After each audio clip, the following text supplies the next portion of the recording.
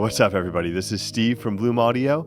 Today we have the Moondrop Blessing 3. Blessing series has been a huge hit in the headphone world, and priced at $319, the Blessing 3 probably doesn't need an introduction here, so I'm just not going to give it one.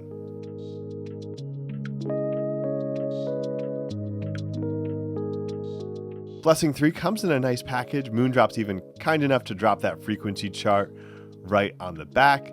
Inside, you'll find the case, cable, the IEMs themselves, obviously, some ear tips. The case is nice. It's a little bit stiffer inside than I'd like. Not a lot of cushion in there.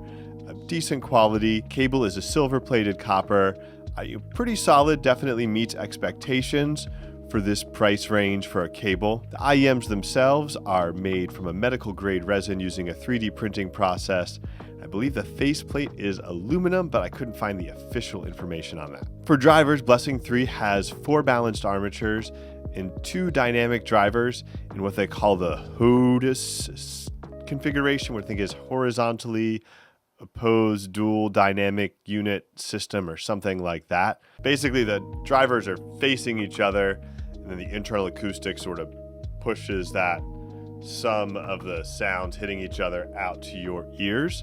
A bit of tech behind that. Sounds kind of similar to what Campfire did with the Trifecta, only they've got 3 dynamic drivers in like a HODUS. I'm not sure. Either way, 6-driver hybrid. Pretty cool design with a dual dynamic at $319. In terms of the specs, the impedance is 14.8 ohms and the sensitivity is 120 dB. These are also rated for 10 hertz up to 30 kilohertz. Obviously, that's outside of the range of human hearing.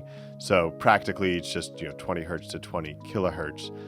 But theoretically, that extends further. You can go have an argument on HeadFi as to whether or not it matters if a driver is capable of reproducing 30 kilohertz if nobody can hear it. I guess that's the audiophile version of if a tree falls in a forest and no one's there to hear it, doesn't make a sound. If a driver can do 30 kilohertz and nobody can hear that, is it any better? I don't know. So a few years ago, I think I would have been really impressed by the design, the package, the whole bit. And now, and I think partially due to Moondrop elevating our expectations for this under $500 range and some of these other Chi-Fi brands, I would say at this point, this meets expectations for this sort of IEM at the price. The case, the cable, the IEM itself is all very nice, great design, but pretty much what we expect now for something in this range. The question is then, if the design and package meets the expectations, does the sound exceed those expectations?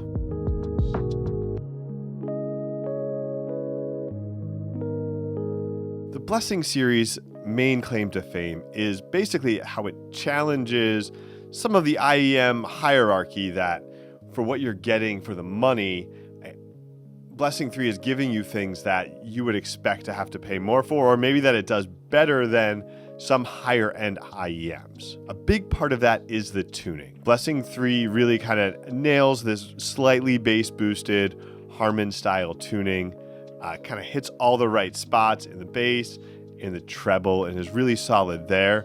And it gets the technical end of that well too, giving you some resolution in the highs, really clean bass, great execution there. You don't feel the bloat up. You do feel a nice impact and extension, and you just don't get some of these characteristics that you expect from a cheaper IEM.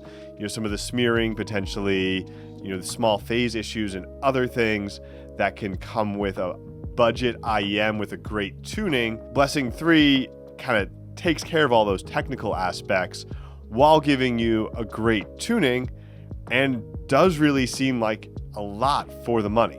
At $300, Blessing gives you a decently sized soundstage. There's a really good sense of separation in the imaging that again elevates it over some of the $50, $100, $200 IEMs that have a good tuning but lack some of these stronger technical elements that Blessing 3 provides. The imaging, it's not the same sort of 3-dimensional sense that you're getting out of the Audio Monarch or Campfire Andromeda, but there's a lot more there than your average budget fare. So to get a couple more specific examples, the Campfire Audio Cascara is one. Cascara has this big, warm, bassy sound, your really crazy impact, big extension into the sub bass, but then you pull out some mids to really get that hard-hitting low-end emphasis, emphasize vocals a little bit, and what you get is a really great sound, but it's a very genre and listener specific one. Some people don't love all that deep bass, and while it works well again for that rock, pop, electronic, hip hop type genres where those fundamental rhythm elements in the bass and the vocals are the most important things, when you do film scores, classical, orchestral, even something like a solo piano, classic jazz, you start seeing the shortcomings in that design. Blessing 3, on the other hand, it's not going to give you that big, exaggerated, powerful bass, but it still sounds good with rock and hip hop and electronic music, and it also sounds good with the classical film score and classic jazz type stuff as well. So if you're not looking for that specialist sound, the $500 Cascara gives you, then the Blessing does feel like a great value, especially if it's going to be the only IEM in your collection. The Audio Hype 2 is another example where Hype 2 is a little bit closer to Blessing 3 in the sound, where Blessing 3 I think does have some stronger adherence to that target curve. Hype 2 kind of bends it in a V-shaped direction, emphasizing the bass and the treble a bit more. It's a little bit more exciting than Blessing 3. Does stronger with a lot of those more modern genres, but it still lacks the same sort of versatility. For a specific listener, for genres, again, if you only listen to those more modern type genres and you like a little bit of extra bass and you're not particularly treble sensitive, Hype 2 is great. I think there's a strong competition there for a little bit more exciting versus a little bit more versatile. And that largely is, again, just going to come down to what you're listening to and what you like. If you're treble sensitive, Hype 2 might have that little bit of sharpness that you're not looking for. But if all you're listening to is, EDM, Blessing 3 might not have that, low end and that high end sizzle and sparkle that you're looking for. And I think when you put all the pieces together, you can kind of see how it stands out as this, all around versatile IEM by hitting all those fundamentals.